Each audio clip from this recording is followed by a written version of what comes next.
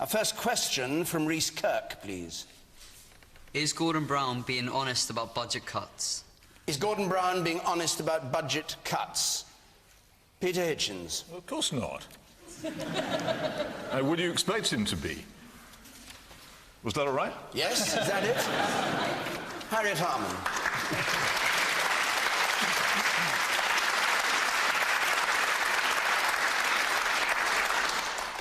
Yes, he is, and I think that there's two important ways to look at this. Firstly, what is happening now in the recession and how we actually take the country through and out of the recession, and then what happens afterwards when we have to put the public finances back on a sound footing. And there has been a massive challenge to public finances, but that is because of the global economic crisis. And if the economy is hit by a crisis, then unless the public finances step forward to back up businesses, to protect people from losing perfectly good businesses, to protect people from losing their jobs, to protect people who lose their job from losing their home, unless the public finances step forward and do that, then it will take the economy will take a much bigger hit in this recession. The recession will last much longer and be much more deeper, as well as being painful for those individuals who lose their business or lose their home. So the first stage is he's being honest to say we are allowing debt to rise, public sector debt to rise, because when the private sector is in difficulty, the public sector has got to step in. And we make no bones about that. We are allowing the public debt to rise because we think it's necessary. After we've got the country through the recession, and we'll get it quicker through as a result of what we're doing, then there will have to be payback.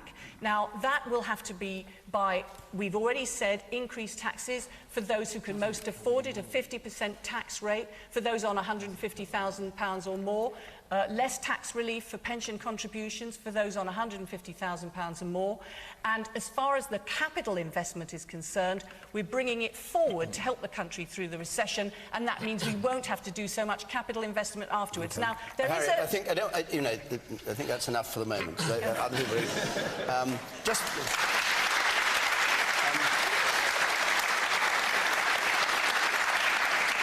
The question was whether he's being honest about cuts. A curious moment in the House of Commons when he said that total spending is going to continue to rise and it'll be a 0% rise in 2013-14. It's a weird thing. People thinking he'd be frank, isn't it? No, well, what he was going to say is 0.7. But actually, what happened was, well, there was a lot of shouting and jeering, and he afterwards made it clear that he meant 0.7. Okay. But I mean, he is absolutely clear we're committed to public investment, like in education, like in science research, to get us the low-carbon, high-skilled economy we need for the future. And we're not in favour of yanking the plug on public spending just at the point when the private sector is in greatest difficulty. That, I think, is madness. The issue is honesty. Iain Duncan Smith. I think the answer to that question, if we're all really honest, is, of course, Prime Minister is not telling us absolutely the truth. I have to say I don't think that he or the Chancellor even now know to what extent we will have to reduce some of our public expenditure. If I just tell you that if we watch where this expenditure is going, in about 3 or 4 years, we will have borrowed about 150% of our total GDP. That is more than we have ever done since records began outside of a wartime. If we're honestly, as politicians, going to play this stupid game where we pretend somehow that if you borrow that much money, you never have to pay it back, because if we say that, this is what's going to happen. When we go out to the markets to get that money borrowed in future to back up our spending, what's going to happen? The markets will say, we don't believe you're serious about getting your economy back in shape. We will not lend you the money, and we will have the IMF walking straight in here again like they did once before under a Labour government. So honesty is about saying, yes, whoever is in power, we will have to start paying this money back at some stage. And you can't do it if you spend. Would Tory honesty be to say how you're going to cut government spending and what bits of the economy are going to suffer as a result? I think David Cameron has begun to lay out a very clear case. We've got probably further to go, but the reality is at least he's prepared to say that you cannot continue to spend at the rate you are spending, that you will have to see reductions. Now, two things are very important here. The opposition will never be able to be as acute and specific as a government, because government has every single figure at their fingertips, and half of which we won't even know. But the reality is, Gordon Brown, you know, the very man that told you that a year and a half ago he wasn't going to call an election because it was not in the public's interest, when we know the polls were running against him. He told us the 10p tax hike was actually not bad for the poor. It was. 5.3 million people got suffered. He's got a track record from start to finish of saying things which are untrue, and he stands there bold-faced and says it again. And this time round, it's time for him to say, look, honesty is that we're all going to tighten our belts. Everybody out there knows it. Let's be honest for once and have a proper debate. Well,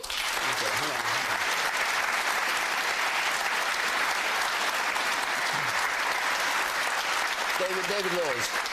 Well, the question was, is Gordon Brown being honest about the budget cuts? And patently, he is not. He is in a state of complete denial about them, as he showed yet again in the House of Commons this week, denying even the figures that are in the Budget Red Book that show that between 2011 and 2014, in the next spending review period, there is going to be a real reduction in public expenditure. And Harriet has denied that Gordon Brown is misleading people about spending cuts, in spite of the fact that in front of her on the table is the Budget Red Book from this year, with the budget document with all of the spending plans for the next few years in it. And all she needs to do is open that to the relevant page, and she will be able to see what the Institute for Fiscal Studies and every other economist and serious commentator in this country knows, which is that public spending will fall in real terms between 2011 and 2014. Do you want to pass it to him and let him open it at the page, Harriet, so that he can illustrate his point? Well, I mean... That's a public document, you wouldn't but pass it to him. He's right, though. He's right. Yes. OK. He's right. It Then will I'm fall going by to at least actually... 7%. What? Even if the government does nothing. As it's got 214... 240 Oh, you don't know where it pages. comes from? I might take a second. There is actually, very helpfully. Yeah, OK. That's the line. That's the line to take, David. She's not that one up. She's actually brilliantly prepared, because page 241 has got all the departmental expenditure limits on it, brilliantly marked in one of these Gordon Brown-esque type pieces of red paper. Get to the point, David Laws. And that shows that real public expenditure is going to be reduced. Okay, I'll just tell you what it does let me tell you why this actually matters. It matters not only because the Prime Minister can't be honest and straight with people, but it actually matters because of the choices we've now got to make as a country. If Gordon Brown was honest about the fact that public expenditure is now going to fall in real terms between 2011 and 2014, then we could have a much more sensible debate about how tough those decisions are going to be about how to control public expenditure. But treating the people of this country like children is not the way to resolve this debate. All right, fine.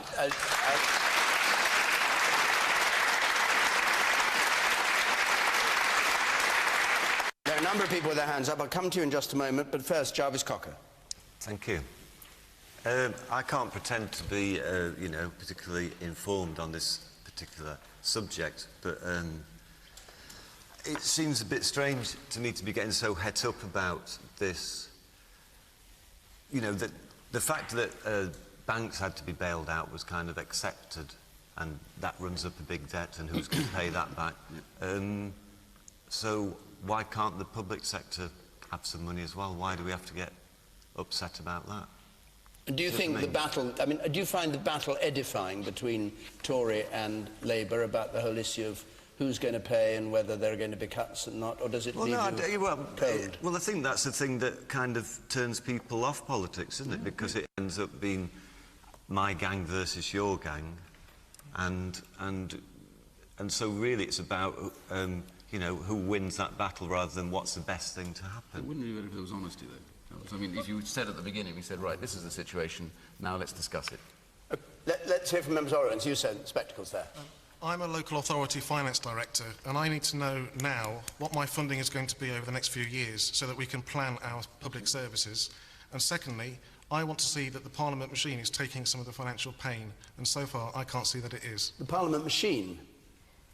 The cost of having MPs, the cost of quangos, the cost of the audit and inspection regime, is all disproportionate.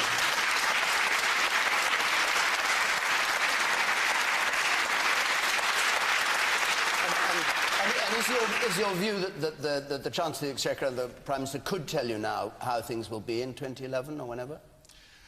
Yes, the government actually scores us as councils on our medium-term financial planning. Right. Yet it doesn't give us the information we need to do that. OK. The woman over there on the far left there, please. Yes. Whilst I appreciate that in order to get ourselves out of the recession, we need to spend, I think it's time that Gordon Brown did understand that we all appreciate we are in a big trouble, and we need to, he needs to admit that public spending cuts are going to happen, and by doing that, he'll probably instill a bit more confidence, as opposed to just the impression that he's just burying his head in the sand. Peter Hitchens, do you agree with that? Well, I just think that if we want to discuss this, then we have to be honest with ourselves. Government spends too much in this country because we want it to. Political parties present themselves to us at elections, offering us bribes of our own money, and we repeatedly accept them. The whole product of the income tax in this country goes on welfare payments every year. Everything you pay in income tax. The rest of it, the health service, the defences, transport, education, all has to be paid for out of indirect taxation because the income tax is already spent on that. You may not want that, but if you don't want it, you're going to have to decide you want a very different sort of country from the one the two main parties offer you. And the Tories are not particularly far ahead in this matter. Their two major spokesmen this week disagreed on whether a Tory government would protect education from spending cuts. Michael Gove, the Shadow Education Secretary, said they would. And George Osborne said they wouldn't. So they're not telling the truth either. They're not prepared to tell the truth because their interest continues to be in asking you to accept bribes of your own money in return for voting for them. So you're saying, really, you think the two main parties take us for fools? I'm afraid they do, and yet again and again they get away with it. At the next election, we're going to be faced with we're faced with an election where we have a choice between Tweedledum and Tweedledummer.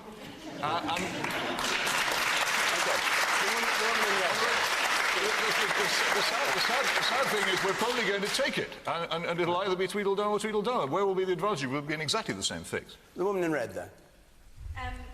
Don't you think it's a false economy that the government's actually creating for us, and you guys are acting like a teenager that's, you know, run up its credit card debt and just decides to keep running up some more and hopefully it'll fix itself rather than, you know, resolving the issues at hand? You see, this is an accusation against both the main parties. I don't know whether the Liberal Democrats... Do you include the Liberal Democrats in your strictures, Peter Hitchens? Well, I mean, why bother? OK. Sorry. Harriet, I'll come to you, David. Come back on the point. Come back on the point that you're treating everybody as fools. Well, I don't think I don't accept that. And let me give you some practical examples. If you've got perfectly good businesses who, because of the global collapse of confidence in financial institutions, are having cash flow problems because they can't borrow from the banks, because the banks have all lost confidence in each other, which is what happens, do you simply sit there and say, let the recession take its course? Or do you say this is a perfectly good business and therefore the government is going to back the economy up by saying you can defer the payment of your taxes for up to 2 years so that you can see your business through the economy and not have to make people redundant? That's just one practical example of the extra public investment. OK, Iain Duncan Smith. No, not one more. Iain Duncan Smith. Sorry to stop you, but... Make one point about this, that the real debate, this is why I want some honesty, because the real debate actually has to be about what are we wanting to spend it on, what kind of society do we want. One of the areas that, since setting up the Centre for Social Justice, we've been looking at is the real problems, growing problems in some of our inner city areas with these dysfunctional, broken homes who are breeding kids, going on to be the real reason why we have such a high level of crime.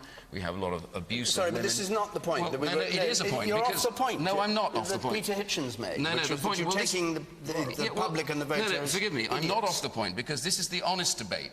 Because the real driver for high levels of public expenditure have been our failure to deal with the levels of social breakdown that have been going on in the UK. Education no. This is all about dealing with dysfunctional families. Iain Duncan Smith, we're talking about spending. Absolutely. What do you think, David? What do you think drives spending?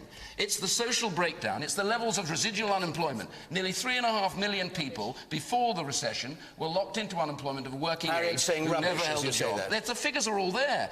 This is the real driver. This is the debate we should be having. Why are so many people of working age prior to the recession never going out to work? What has happened to our society that so many people are incapable of working? That's the real debate that we should be having. The reason this issue about honesty or dishonesty matters a huge amount is actually that although the government is spending through this recession, which is sensible, They also have done something else. They've put in place spending plans from 2011 onwards, which cut real public expenditure, and yet they will not admit to that.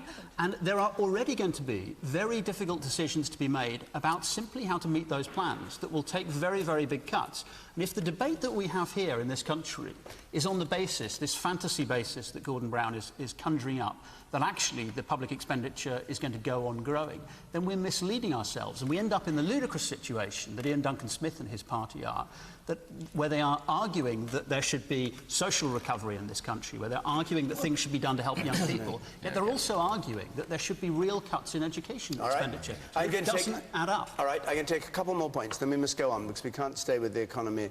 The man in the striped black and white shirt there. Harriet Harman uses the example of the government using this borrowed money to save perfectly good businesses. How many perfectly good businesses has Labour saved? Okay, I can answer that question. Oh, good. 160,000 businesses have been able to defer their tax so that they don't have to go bust during the recession and they can wait till demand picks up. And if I can just add on this point about honesty. Honesty. Very briefly. Then. Okay. The woman up there will go to next on the right. People might not agree with Labour's argument that... Tories are always going on about broken homes, but there's no real point in people staying together if they're unhappy. But the real reason they do it is because it's part of their culture. Dad's working in the city, children are at school, he's having an affair with the secretary, and Mum's having an affair with the gardener. That's conservative.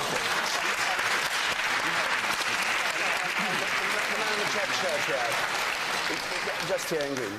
Last point, and we're gone. I haven't believed Gordon Brown in 15 years. I'm not going to believe him over budget cuts. I'd like to have a vote for who I believe in and what I believe in. OK. Let's go on. Let me go on. A question from Vanessa C., please. Should Ronald Biggs be freed? Should Ronald Biggs be freed? The Secretary of State for Justice decided that he shouldn't be, and he's going to stay in jail, aged 79, is it? Who'd like to start on this one? Jarvis Cocker. Well, he's bust his hip, hasn't he? Is that correct? He what? Hasn't he bust his hip? Sorry, yes. Has he broken his hip? He's bust his hip. He's bust his hip, and he's said not to be able to speak or to feed himself. And yeah, so I think that the reason for this is that somebody has said that he's unrepentant. But I would say he can't really be considered such a menace to society, and surely well, if you want people to act in a better way, you should show some humanity. So to allow somebody to die at home, I think, whatever you think about what he's done, I think rather... He accepted he might not commit acts of violence. I'm concerned you might incite and be involved in acts of violence through association with criminal peers. Peter Hitchens, what do you make of it? Oh, isn't it ridiculous? The streets are crawling with violent criminals, many of whom have been convicted by our cardboard criminal justice system, put into prison for 5 minutes and let out with tags. And there is no...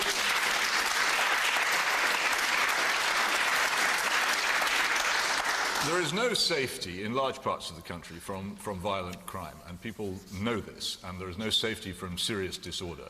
And the government can't provide it because it won't provide it. It will simply not adopt the policies which would make this happen.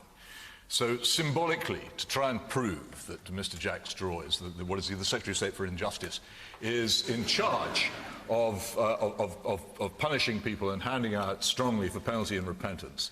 Poor old Ronnie Biggs, who, as far as I know, can't even speak to say if he's repentant or not, is kept in prison till he dies. Is anybody really fooled by this transparent public relations rubbish? I do hope not, because if anybody is fooled for it, we don't deserve to be a democracy.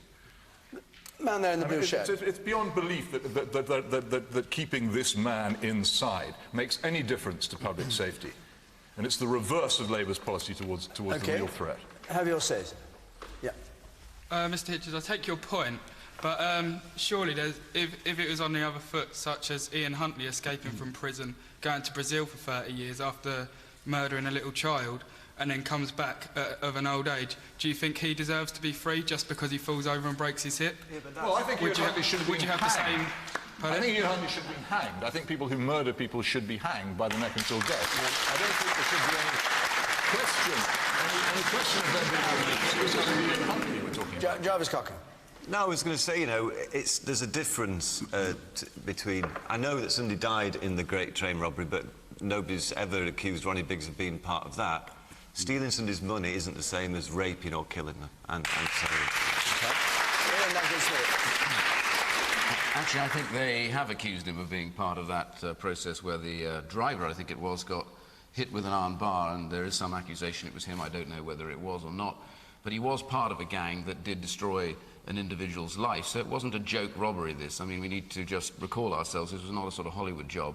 Fact is that I don't feel hugely strongly one way or the other about it, but I do think that if the reason for releasing him is simply because he's become old and infirm, I'm not sure that's such a powerful reason. I think the real question has to be, if you release him, is it because somewhere along the line he has demonstrated beyond peradventure that he recognises what he did was fundamentally wrong and he wishes he hadn't done it and he has remorse for it. And I think that's important because, you know, the point here is that somehow he was being punished, and if the idea of escaping punishment is to leave the country for a while, come back and do a short period of your sentence, then everybody would be doing it. So the answer is let the punishment...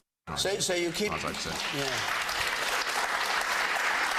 So you keep people in jail until they repent? No, the length of his sentence. You know, he's been given a sentence. The answer is if somebody gets a sentence, we complain now because, and you're right about this, far too many people get a sentence. It's reduced to below half of what it was and they're out in no time at all. Look, if you get a sentence, serve the damn sentence, for God's sake.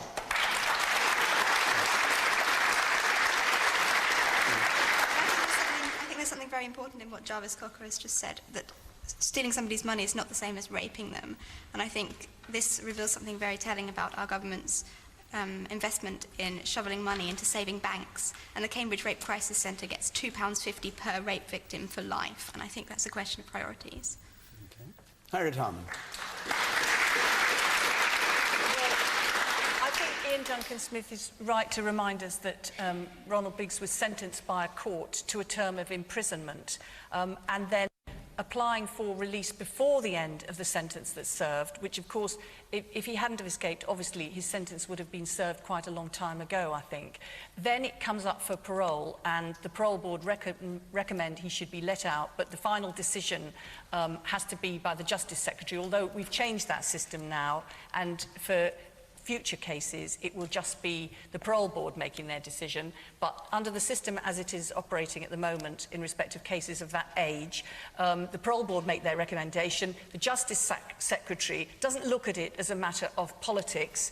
He doesn't look at it as a matter of public relations rubbish, because actually I think opinion is very evenly divided on that, but that's not, he's not looking at public opinion. He's looking at the facts of the case, he's looking at the evidence, he's acting with legal advice, and he's making a quasi-judicial decision. So I think that it's a very difficult decision that he's had to make, and I'm sure he's brought the right thought process to bear on it, and obviously back him up in having made that judgment. But he's the wrong person to make the decision, in your view, because the system should be changed? Well, no, we have changed the system. It's only because this is an old case. It's only because this is an old case, so in future cases that doesn't happen anymore. So he will be freed in a future... He won't have to do it anymore. It'll just be the parole board. No, but Biggs might be out if there was a different system. Or indeed would be out if it was just the parole board. Yes, yes, I guess he would, because they did recommend he would. But so can Parliament say, well, look, we think this system's wrong, and if this system didn't exist and we have abolished it, Ronnie Biggs would be out. But because we're under the old system, he's going to stay in. I think I'm not entirely sure about this, but I think it's the system as it was when you were sentenced, and there are obligations that arise in respect of the court saying this is how long you'll go to prison, and so I think that's the situation. But anyway, I'm sure Jack Straw's exercised his judgment as carefully as he possibly can. You know, we believe in rehabilitation. You know, we don't believe in harsh for the sake of it. But actually, if the prisoner's if the court has issued its sentence, then there's got to be good reasons beyond concern to let them out, and obviously Jack Straw didn't think that. Woman here. How do you reconcile this with the fact that Jamie Bulger's killers are walking free? I don't believe they're truly repentant or rehabilitated. David Laws. I have very limited sympathy with this individual. I think it was actually quite a serious crime. An individual was hit over the head with a metal bar and never recovered, died a few years later. And this individual then escaped and was abroad for something like 35 years. and then, as far as I can see, decided to return to this country when his health was such that he wanted to be able to take advantage of the health service and welfare system in this country, having paid no taxes or national insurance contributions for 35 years. And I question whether it was sensible under those circumstances even to allow him back into the country. Coming back in under those circumstances, he had to serve a prison sentence, and I think it was right that he has been in prison in spite of the fact that he has been ill over all of that period since he returned. He's had a lot of medical treatment. However, he has now served 10 years. Keeping him in prison under guard in hospital is costing literally hundreds of thousands of pounds a year versus the cost of tens of thousands if he was outside prison. And as Peter indicated, he's also using up space in prison that could be used for some of those people who are actually a danger to the public and are being released. And I think when politicians get involved in taking these types of decisions... Well, they're not going to anymore, according to Harriet Harman. They're certainly taking this one. And the evidence from the past is when they get involved in these decisions, they are swayed by political reasons and they don't make rational judgments. And I don't believe that this is a rational judgment.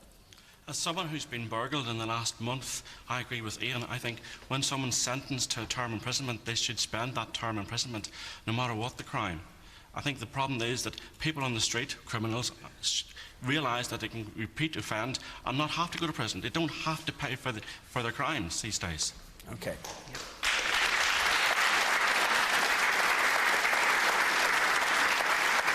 A question from Jack Dingley, please. Jack Dingley. MOTs on teachers will be useful? Do you feel the MOTs on teachers will be useful? This is the procedure now announced where teachers will have to get licences to practice and have to have their licence reviewed every 5 years. What do you think, as a matter of interest? I think that it's a waste of time. Any school that's not doing it already should be brought into question. OK. Jarvis Cocker. A licence to teach. That's what it is. Or a licence to practice, yes. I don't really understand why. Why do they want to do it? Is it like they think that the teacher may drink a lot and then the brain will disappear or something like this? I don't know. Is it... I mean, in theory, if you've learned something and you're teaching kids the same subject year in, year out, how are you going to forget it?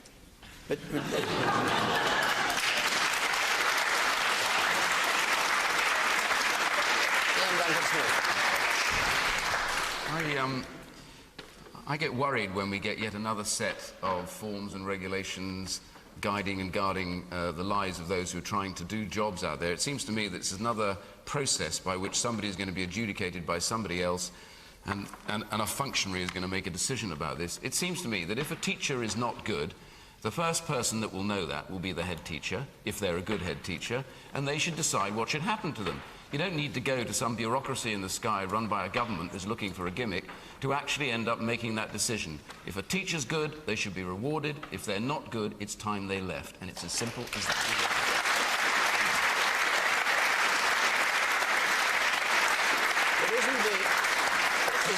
But isn't the point that the leaving, and that is to say being banned from teaching, is a very, very slow and arduous procedure, and only 10 teachers, I think, out of 500,000 have been suspended in the last 10 years. But that's because we as... Such good teachers. Well, we as politicians have simply not trusted head teachers properly to run their schools, to give them the power, the capacity to make contracts with the parents, to make sure the kids turn up on time. And for teachers, you know, I said teachers who volunteer and do well in really difficult schools, we should really reward them because they're doing a fantastic job and they're helping us. And those who are not good, well, you've got to say, like any job, move on, let the head teacher make that decision. After all, they work with them every day. And let's not have a bureaucracy around making a decision. The decision is simple. If the head teacher thinks they're no good, let's let them go. Okay, and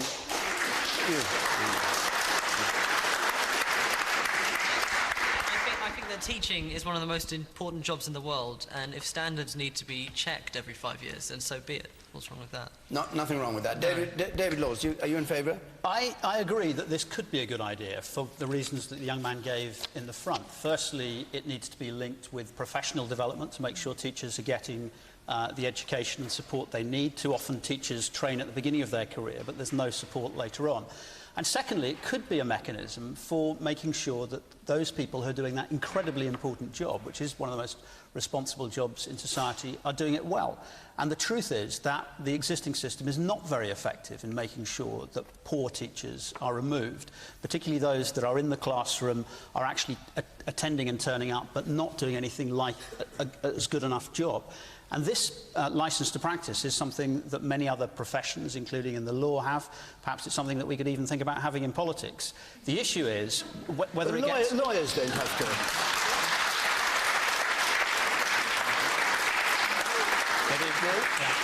You have to be re-elected every time. We have to be re-elected. Sometimes that's effective and sometimes it's not. But the key on this, last point, David, is the key is how this is actually implemented. If it is implemented in a sensible way, where the control over this is at school level, where there is actual support for the retraining and professional development, it could be a very good thing.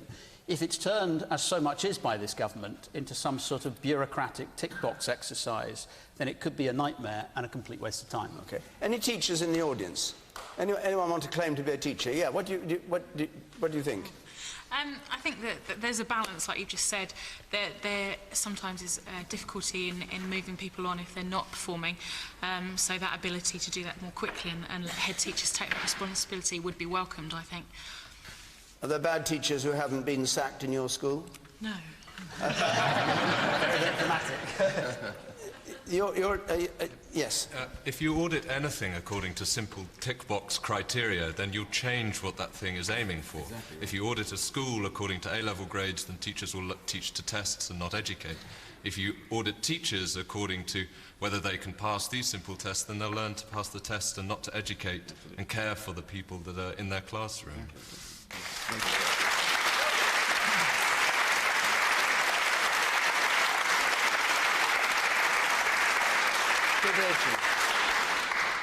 I really do get tired of this succession of stunts and gimmicks from education secretaries of both parties that have been flung at us for the past, 20 years. National curriculums, we're going to sack bad teachers, the Ofsted descending on schools with its ridiculous Stalinist inspections. None of it makes any difference, because what is fundamentally wrong with the schools is that the self-same politicians trashed them in the 1960s by getting rid of selection, and they have not recovered. If you want a good education in this country, you can have one if you can pay for it.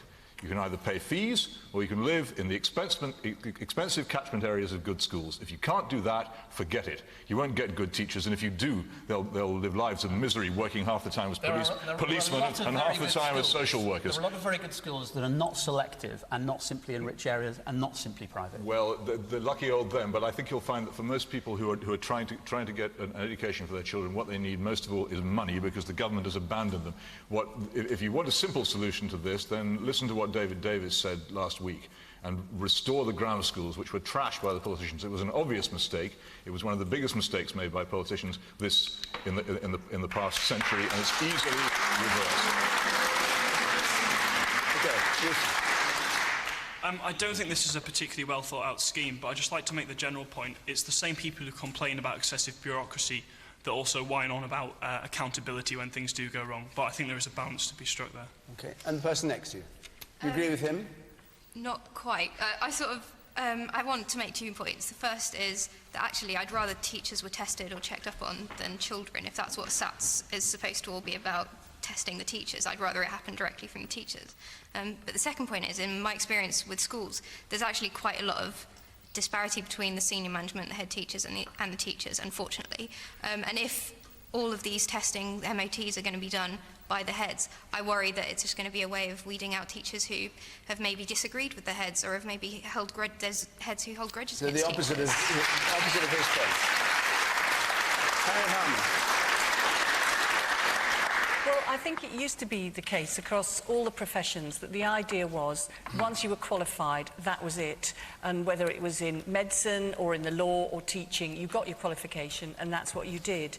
And I think that, as David has said, that attitudes have changed on that, and therefore the idea of what is called continuous professional development is a good thing, not a bad thing. It's recognising in these most important of professions, you can't simply qualify by passing some tests in your 20s. 20s and then simply not move on in your professional life. And it's because of the massive importance of the work that teachers do for every child that that teacher teaches, that's what we've got to think of. And it's not a question of a tick box exercise. It's wanting to make absolutely sure that we do have that continuous professional development, and it's from a massive belief in the importance of education. And obviously there'll be lots of discussions about how it's put into place. And as far as testing on children is concerned, I think it is important to know at particular stages Harriet, of a child's you can leave development. that, because we're on about teachers, not But about... Harriet, No. you agree with me, really, don't you? Because you sent your child to a grammar school. I think what... no, I don't, because what I actually You shouldn't have sent your child to a grammar school? No. Wasn't it better than the schools they'd otherwise have done? What I'm saying is that what we've done since we've come into government is actually try and make every school a good school, so that absolutely every child in every area has the best possible opportunity. And I don't think that there was... I mean, what Iain Duncan Smith is saying is we'll put less money into schools and we'll expect less of schools, and that's a sort of... you know, a kind of the wrong way of doing it. We want to put more money into schools, and we want for the schools to do more for their pupils as a result. And I think that that's a pretty fair deal. Your budget says you're going to reduce spending on schools. But I'm going to get my book out again in a minute now. No, don't do that. No. Just briefly picking up what Peter Hitchens said, are you in favour of more grammar schools because you chose grammar schools for your own children? I mean, is that a sign of confidence in the grammar school system on your part? We're talking about before... What he's talking about is before Labour came into government and began a programme of improvement in schools, which actually means the schools in my area are so much better than they used to be. So I think that we've done a great deal since we've been in government to improving the opportunities for all children. Can I ask why? Because I'd say the major thing that has screwed up the education system is the thing of publishing league tables, which does lead to this thing of where people can look at, oh yeah, I'm going to have to move to this area to get to a good school, and you look down the bottom and nobody wants to live there and go to those schools. You know, the idea of comprehensive education is to provide everybody with the same opportunity. But by publishing those league tables, that's totally blown that out of the water.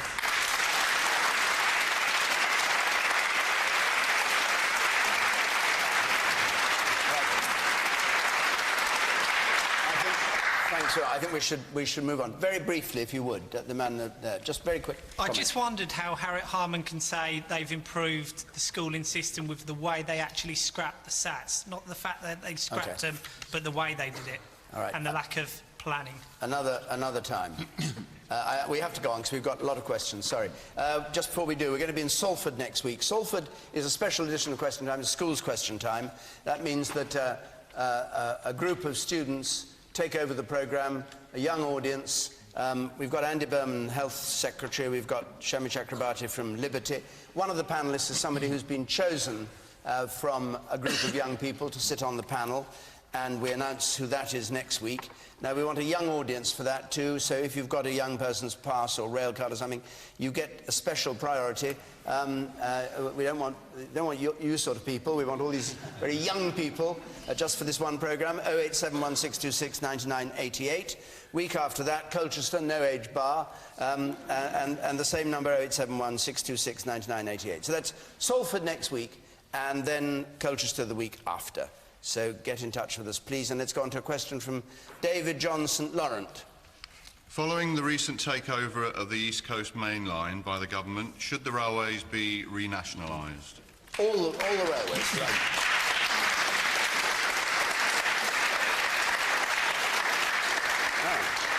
Sounds as if there's a bit of a head of steam for that. David Laws.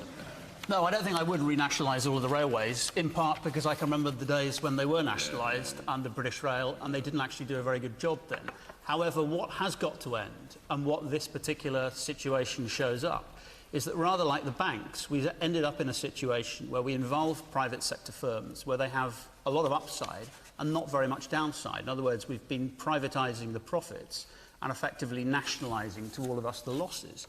And the disgrace here is that the private firm National Express that has pulled out of this got involved in this particular route through a subsidiary in which the potential loss that they face is only £72 million. But the people giving the licence must have known that. It wasn't underhand, was it? It was perfectly obvious. they presumably did, and I think that... They're going to risk all their money on one job out of all the jobs they risk the potential of getting a huge amount of profit. And what the government has not done, and what civil servants have not done, is looked after the taxpayer interest here. They haven't looked after it because this company has now decided essentially to walk away from its obligations. And it has only been able to be penalised to the extent of £72 million. Your transport spokesman says it should stay nationalised. Do you think it should stay nationalised? What we said is that it should stay nationalised until the end of this particular franchise period, so that we're not in a hurry to place a new private firm, regardless... So you're against nationalisation of the railways as such? I don't think it's the answer right across the country, because it didn't work very effectively before. But if we're going to have a system that involves private firms, what we can't have is the mockery of a system that we have at the moment, where they have all of the upside, all of the reward, and none of the risk. That simply isn't fair to taxpayers.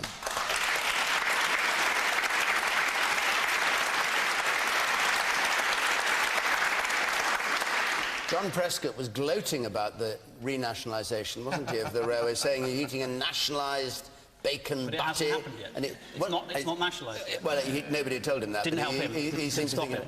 But are you in favour of renationalising the railways? Well, he didn't nationalise any railways when he was Transport Secretary, but I think we have had to actually take over National Express, and we've said we'll take it over for a year to make sure that the passengers are protected who use that line and that the workforce are protected. And I think as far as the other 15 franchises go, I don't think that they need renationalising. I think there was a massive foul-up in the way that they privatised the railways to begin with, and there was a massive amount of sorting out that had to be done. But I think now the situation is, leaving on one side National Express, there's more people travelling on railways than ever before. There's more freight being carried on railways than ever before, and actually there is more on time than ever before, although I have to say the railway I travelled up on today was very hot. It was very hot, and it was owned, of course, by National Express. It was now. Should the other two franchises be taken away from them, East Anglia and C2C, in your view, and nationalised? Can they be allowed to make money there and get the taxpayer to bail them out of the other obligation? Well, that's not the decision we've taken. If those franchises are, operating separately and a perfectly reasonable way. I mean, what we... The Secretary of State has said that he is going to seek to take those franchises away from National Express. And in my mind, it's absolutely right that they should be withdrawn from National Express, because this company has walked away from its obligations. It's done so only in its own financial interest. And how can we let them pursue other profitable franchises when they walk away from the existing obligations? Yep.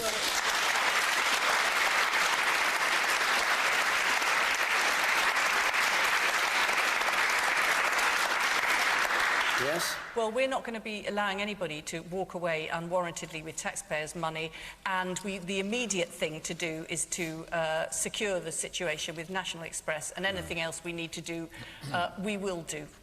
But that's a curious answer when Lord Adonis, the Minister, says the government believes it may have grounds to terminate these franchises. Well, I'm not announcing whether it is going to terminate any of those franchises now, or... Should it, is the question. Well, that would be the same as saying what's going to happen if I say what it would be. Anyway, I've just, I've said we've taken over... I don't know. So, go on. I don't want to cramp your style on this. Look, we've taken over for a year, and, if there's any others that need to be taken over because it's thought that it's been unfair on the public purse, then no doubt, we don't have any ideological objection to doing it. We just need to run it all fair and properly, and that's what we'll do. So I'm not sure I've added to my previous answer. Right. Iain Duncan Smith? Well, I'm not in favour of renationalising the railways, and again, like David, I remember what they were like before, and I have to say, however difficult things are now, they were a lot worse before when they were nationalised. Let's not have a glowing idea that these things were great. They didn't turn up on time, the conditions were pretty horrid inside, and more often than not, passengers got treated pretty much like dirt. So if we just remember that in the real world and don't pretend that something was a lot better then we might be back to square one. However, the whole issue about the franchises is the key point, and I think really where the problem has arisen here is that the original franchise is set over too short a period, and also I think it's at too high a level, and that means that the train companies have been driven to pass a lot of money back to the government and raise fares very high. And one of the big problems, of course, if you jack fares up constantly higher and higher, as many people here, I'm sure, who travel by train like I do will realise how much it's gone up, is that passengers are eventually intolerant to the price rise, particularly if there's a recession on. That's what's happened to them on the line. Their fares, their numbers going through has collapsed, and they can't meet their obligations. Now, the answer is to have had a lower franchise over a longer period, but with a higher penalty for failure if they pulled out of it. And this penalty is ridiculously weak, and also now being able to walk away with 2 other rather profitable areas, that I think ultimately should not happen. So that's what they should do. Man in the top there, you say. Thank you. Man in the very back there, you say yes. And then I come to you. No, hold on. The wrong person's speaking. That's where I don't go. You, yes. I think that there's a disparity between the lack of interest that there's been in the railways since the Beeching report in the 1960s and what's happening in recent years, where you've had more people wanting to use the railways and people have become more environmentally conscious. So I live in an area like Suffolk, so I think that there needs to be more investment in rural areas, in rural, more stations, more frequent service. Through nationalisation? Through nationalisation, I would say so, yes. OK, and you sat there. Well, I commuted from Huntingdon to London for 25 years, starting in the British Rail era and going through privatisation. And I must say that the privatised railways were a damn sight better run. For example, we had a problem during the British Rail era. 3 train loads waiting to get to Huntingdon, 3 trains cancelled, and we were told the operating authority won't organise it. Where's the operating authority? York. Right. How does York knows what's going on in inner London? Jarvis Cocker. Well, I think everybody likes to complain about the railways, so I think they should renationalise them. I think the point that was made there, that now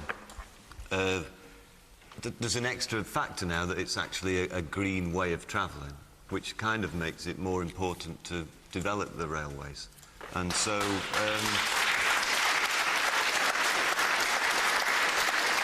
you know, things have moved on. Maybe British Rail, if it ever was resurrected, would have learnt from the past. You never know. Yeah, and so... And also, people just love to complain, don't they? So, complain about the railways. But I think that would be... It's more important to have a good rail system now. I live in France quite a lot of the time, and so I know what a well-run rail system can be like, and it allows people freedom of movement. It's not just an economic thing. It's kind of... It improves people's quality of life and stuff like that. So...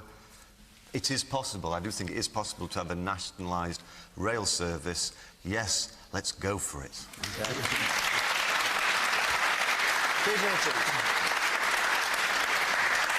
You have to wonder what the Labour Party is for if it can't even renationalise the railways.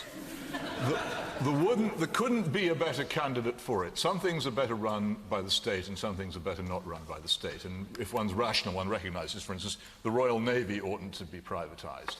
And the railways also oughtn't to be privatised. They are a central thing. They require subsidy, just as roads do. But somehow or other, the Tories have the idea that if you subsidise roads, that's investment, whereas you subsidise railways, that's a wicked, bad thing. I've never quite understood the distinction, and maybe Iain will explain it to me afterwards.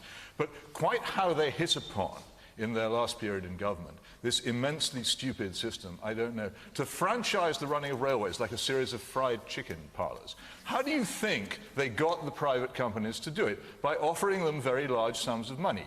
If British Rail, which has been maligned very much here this evening, had the subsidies which the privatised train operators had had, it would have been immensely richer than it was and immensely better than it was. And I remember, I've been a daily commuter for many, many years, I remember quite clearly that it operated better in almost every way before privatisation.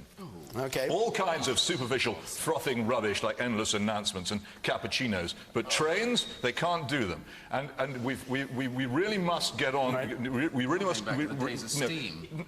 No, we're not going back to the days of You steam. are. This is just foolish honestly, Tory nonsense about the subject. The Tory party is supposed to be a patriotic party.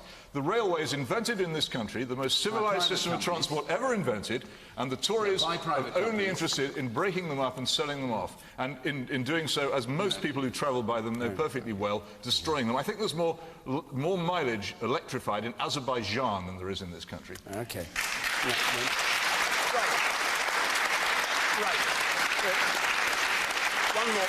One more topic, and we do it swiftly if we can, please. Andrew Rudd. Is a voluntary ID card scheme workable or worthwhile? This is the Home Secretary's announced the government have no plans now to make ID cards compulsory, which they did intend to do. They're now voluntary, so you don't have to have one. You can have one if you want one. If you think nobody will know who you are, you can carry one around and say, this is who I am, I suppose. Harriet Harman, very briefly, if you would. I mean, is it workable? And is it worthwhile? This is what the situation is on ID cards now, and the answer, of course, is yes. But the first point is, for foreign nationals, it's not voluntary. Foreign nationals having visas to this country have to have biometric ID cards, and that is working very well. And it means that some people who are perfectly entitled to come here, instead of actually being held up whilst their identity is endlessly checked, it can actually be done very swiftly, and they can grant visas much more quickly and effectively and reliably. So we're having biometric ID we're thinking, cards, I think, not about foreigners with this. For foreign nationals. I think the implications then there is the question of the air side, which is the airport people working on the side where the airplanes are at 2 airports, which there was going to be a pilot scheme. No, we haven't. What we've done is Manchester... You've dropped plans to make them compulsory. Well, I'm just telling you what we're actually doing, I'm just telling you what your government said they're doing. Well, I'm here to...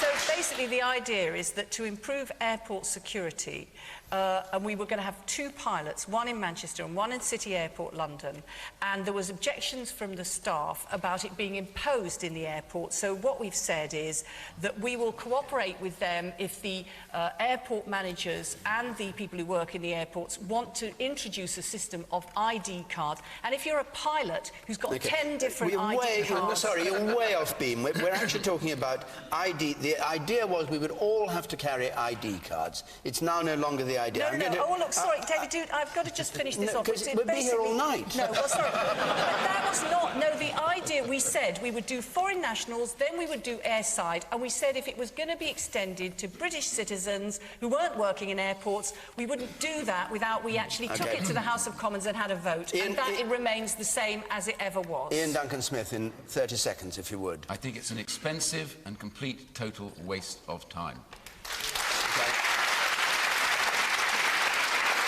David Laws, yours in 30 seconds. It is workable but utterly potty. Why we would want to be spending £5 to £10 billion on an ID card scheme which is now going to exclude the very people who it was designed to be tracking down, the criminals and the terrorists who presumably will opt not to have an ID card. I do not know. Okay. And this... Okay, that's right. Peter Hitchens, don't be fooled by this spin. The identity database on which all your details will be recorded continues to exist. Parliament can make identity cards compulsory in an afternoon if it wants to. The threat has not gone, and it will completely change our way of life. We will be presumed guilty instead of being presumed innocent, and the state will be much more powerful. Get the database scrapped, you'll be getting somewhere. Yours for 30 seconds, Jarvis Cocker. I think the more you try and control people, the more you rub their backs up and the more they want to act up, so it's a silly thing. I was at Glastonbury this last weekend, a lot of people unsupervised, they all had good fun, didn't kill each other.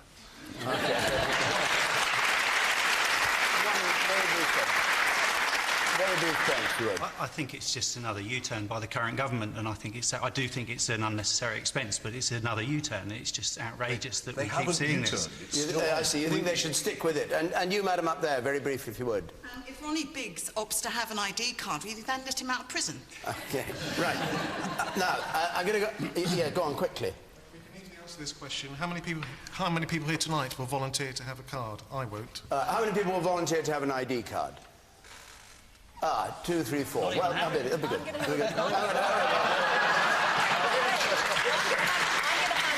going to have a biometric passport, and if you have one of those, then you don't need an ID card. I want to get to this question from Simon. I want to get to this question from Simon Bramall just before we close, for very obvious reasons. Simon Bramall.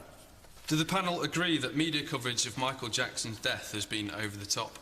And, of course, I want to hear what Jarvis Cocker has to say about this.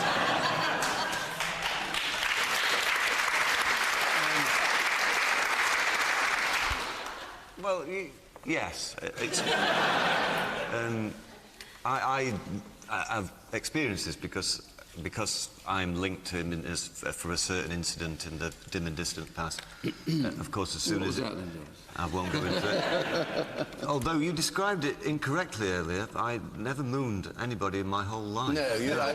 Moon was a vulgar description of turning your bottom and waving. Yes, okay. Yes, right. But Jackson, so I got, during the Brit Awards. So obviously my phone went mad with texts and old people wanting me to talk about it. Not that I particularly have any insight into it, but I think if there's a tragedy about the whole thing, I would say that's that, you know, if he'd have kept making great records like he did in the mid-80s up to now, that would have been great. But for some reason, for the last 20 years, he didn't do that. And for me, that's a tragic part of it. All the personal things and why he ended up not being able to do that, I can't really... What did you object about in 1996, the British? What was it you disliked about Jackson then? He was pretending to be Jesus. I mean, I'm not religious, but I think as a performer myself, the idea of someone pretending to have the I don't know if you saw the performance, but the power of healing is just not right. You know, rock stars have got big enough egos without trying to be Jesus, you know. So that was what got my goat, but that was that one particular thing. Otherwise, as a performer, you thought he was a genius? Yeah, he invented the moonwalk.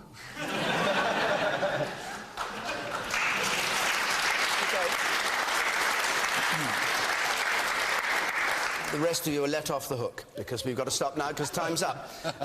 Question Time Extra is going to be on the News Channel 11:35, discussing this programme. This edition of Question Time, the News Channel again at 8:30 on Saturday night, BBC Parliament at 6 o'clock on Sunday evening, the whole thing. I'd just like to thank all of you on the panel and those of you who came here on a hot evening to Cambridge to take part. We're going to be in Salford next week for the Schools Question Time. We have Andy Burnham with us, the Shadow Culture Secretary, Jeremy Hunt, and Shami Chakrabarti of Liberty. And we'll also have a fifth panellist who we're not able to say who it is at the moment, though I know who it is, but we're not able to say because it's a secret. Now, if you want to come and take part in the audience, 0871 626 9988, or go to our website, bbc.co.uk/question time. For all of us here in Cambridge, good night.